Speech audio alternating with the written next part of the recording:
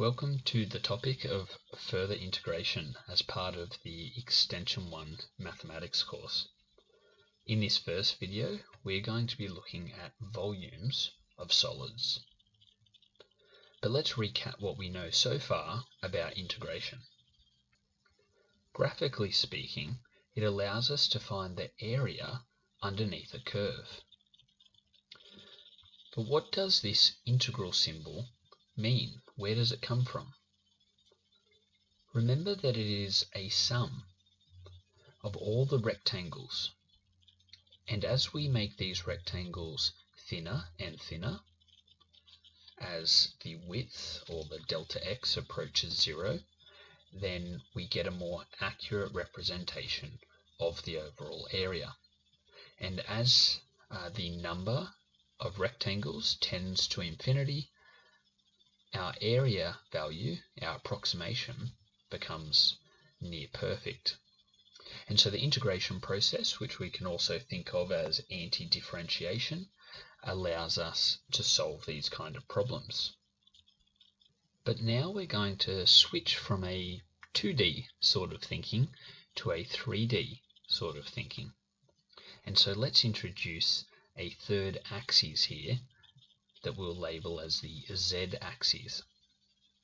If we take some area and we rotate it around the x-axis, we can form a volume.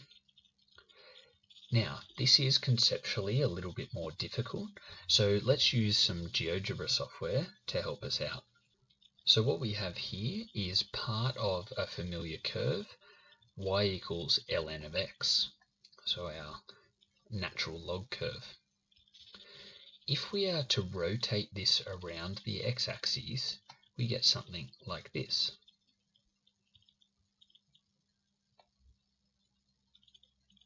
Okay, a sort of wine glass looking shape, which is pretty cool.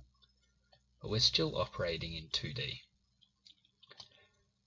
So let's make this into more of a 3D sort of setup. So in this case, x and y axes are flat, and we have our 3D, our z axis, going straight up in the air. Now let's have a look at what happens when this section of our log curve gets rotated around the red x-axis. We can see it lifting up off the ground.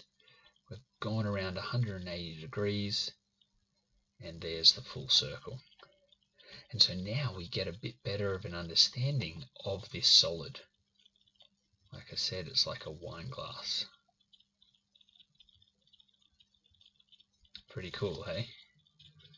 So I guess the question is, how do we figure out the volume of such a solid? I mean, we know how to work out the area under a curve in a 2D setting. Can we use integration to figure out the volume of a 3D solid? So the answer is yes, of course.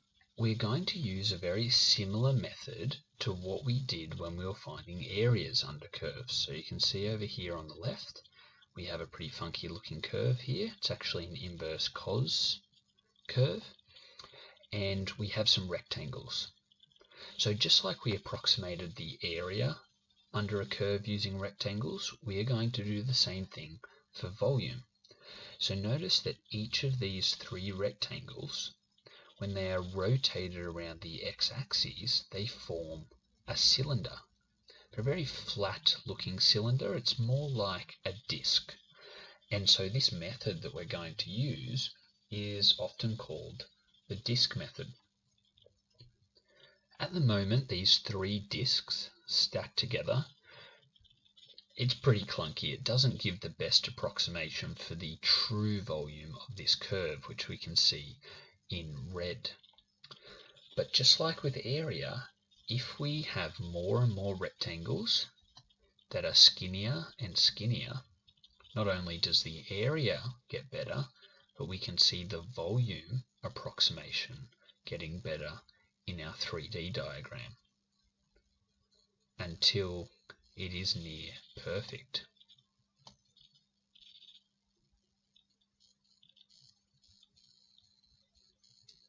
There we go.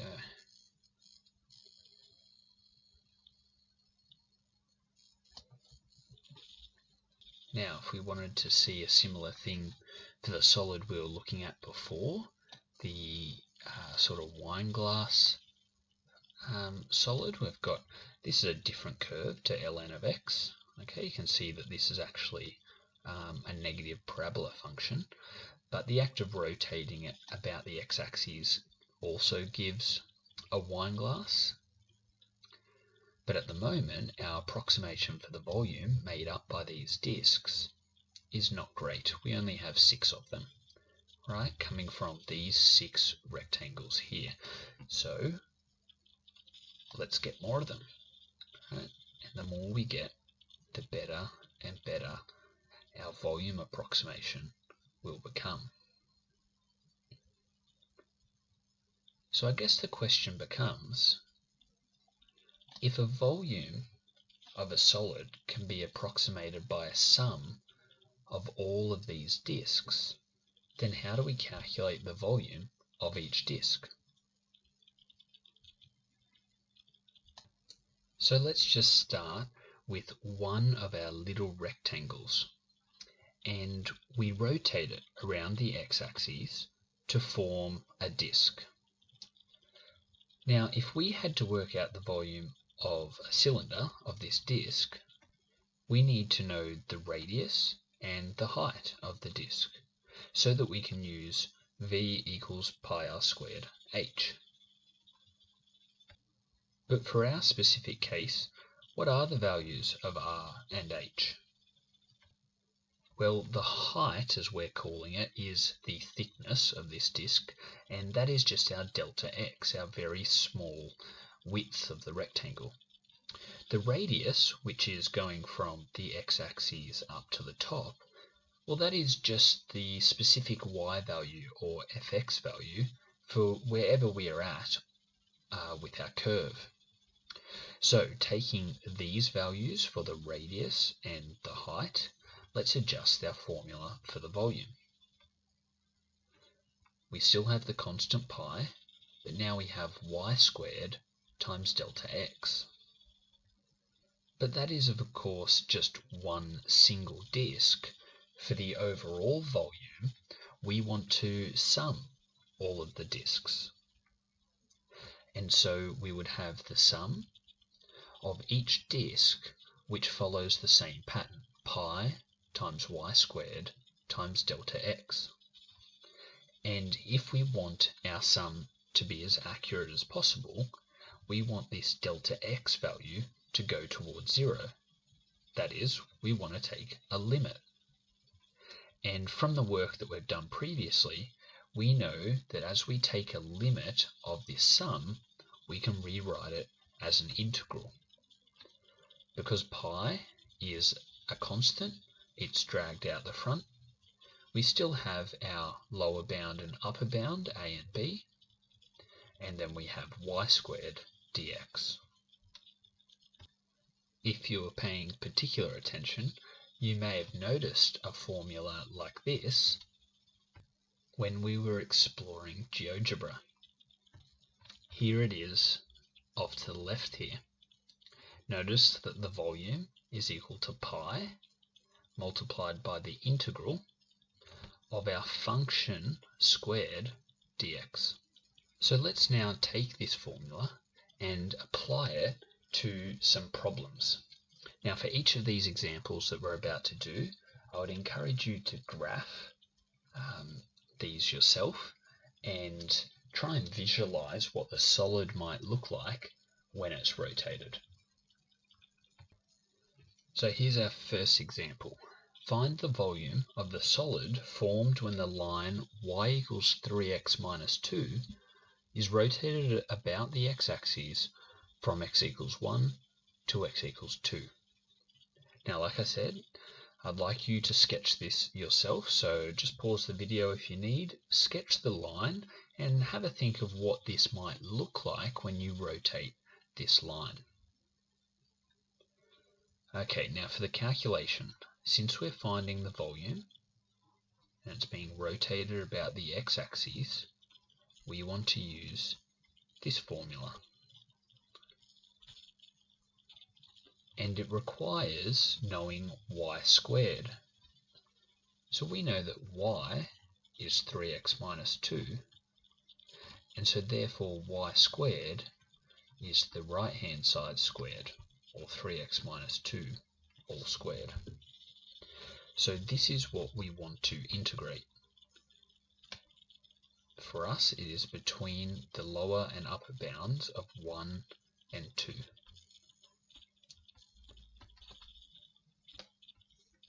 And now that we have set this up, we just need to go through the integration process. We have a chain rule here.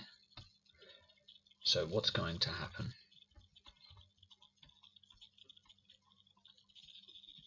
Well, we have our 3x minus 2 raised to the power of 3. And then this is going to be over this power of 3 as well as the derivative of inside the brackets, which is 3.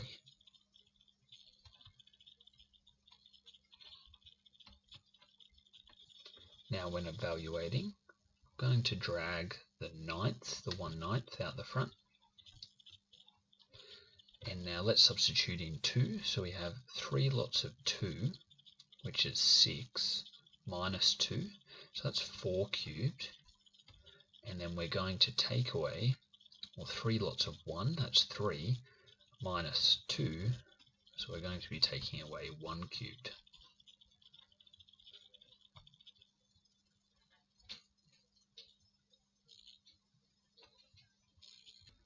Four cubed, that is 16 times 4, so that's 64, minus 1, so 63. And notice that 63 divided by 9, that's exactly 7. So if we want to leave our answer in exact form, it's 7 pi. And because we've just found a volume, that is cubic units. Alright, let's do another example. Given that a sphere is obtained by rotating a circle about the x-axis, prove that the volume of a sphere with radius r is 4/3 pi r cubed. So this formula should be familiar to us. We've seen it before, but now we're going to try and prove it. So for this one, you can sketch a circle pretty easily, and here's one from me. And since we're dealing with a circle radius r, let's go and label this as r, this value here, and this intercept as minus r. So these are going to be our limits. Now, what is the equation of a circle that has its center at the origin and a radius r? It's x squared plus y squared equals r squared. And so we know that since we are rotating a function about the x-axis, we are going to use this formula. And if we take our circle formula and rearrange it to make y squared the subject, well, we need to subtract the x squared from both sides. And so we get r squared minus x squared. Now our limits in this case are minus r and r.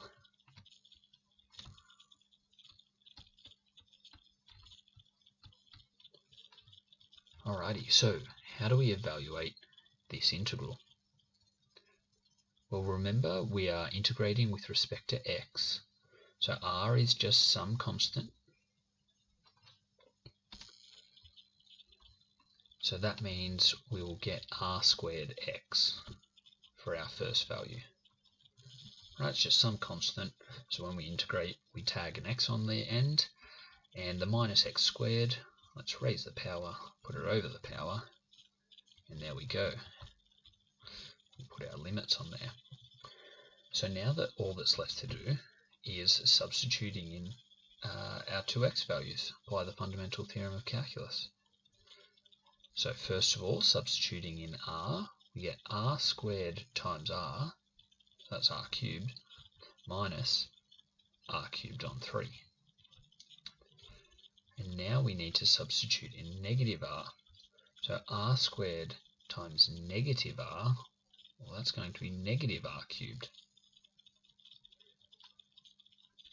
And what happens when we cube negative r? Well, we get negative r cubed. So the minus and the minus will make a plus. And so we get r cubed on 3. But we've still got a bit of simplifying to do. A few more negatives to take care of. So let's see what happens. We get r cubed minus r cubed on 3. And here, let's expand this out. So we're going to flip the signs. So we get positive r cubed and minus r cubed on 3.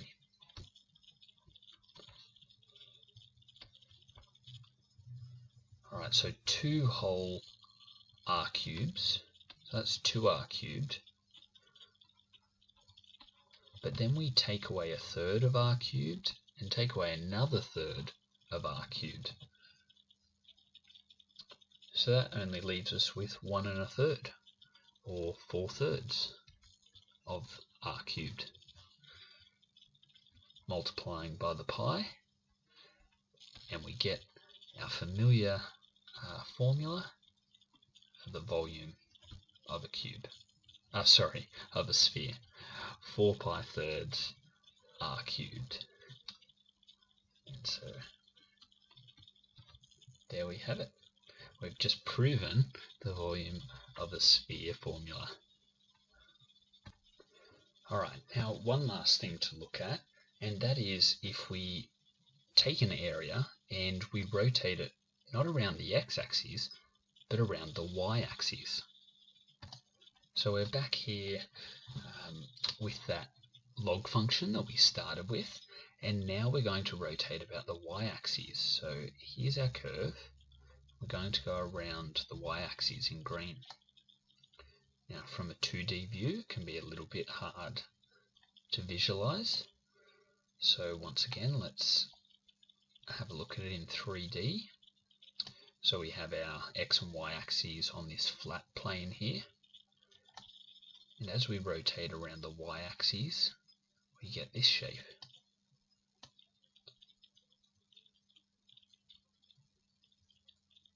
Pretty cool, hey? Now notice over to the left here, we have a very similar looking formula.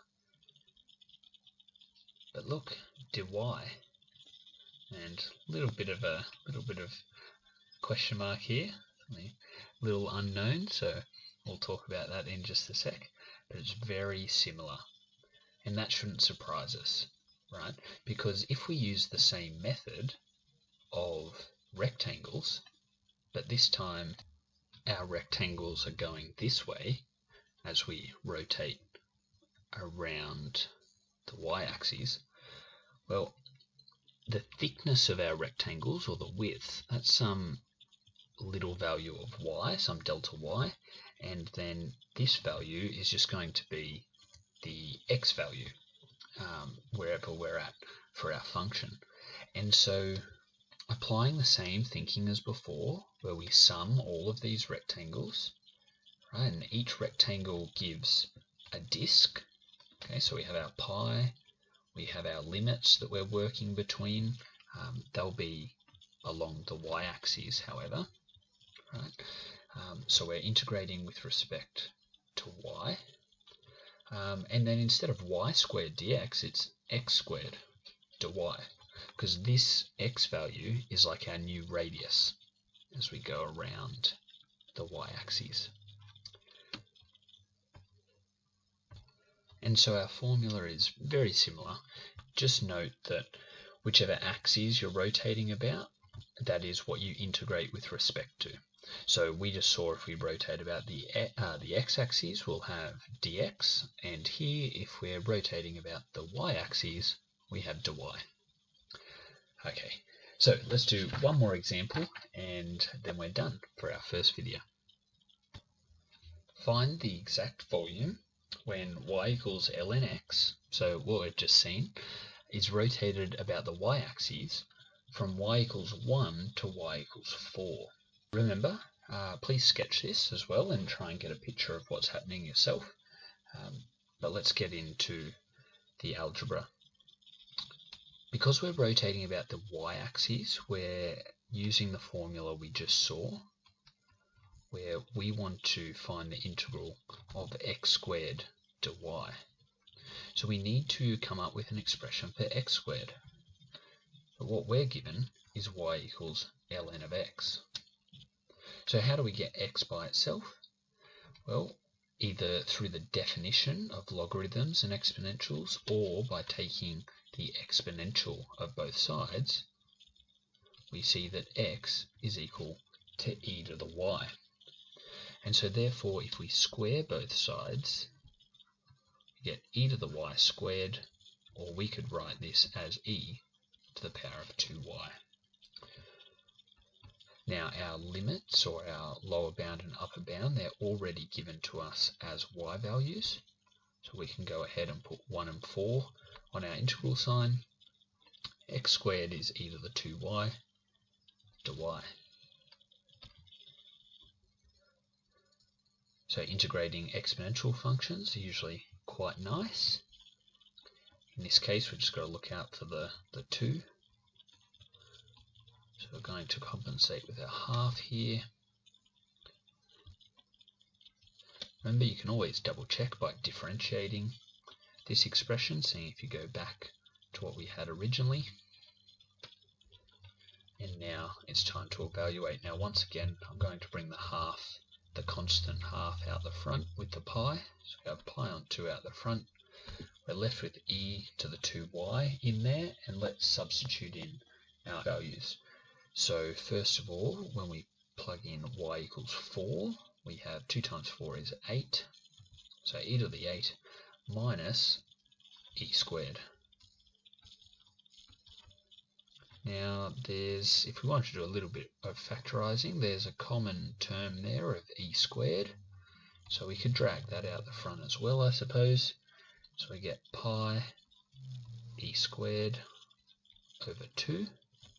And we're left with e to the 6 minus 1 in brackets. We'll leave it in exact form, and so that's our volume.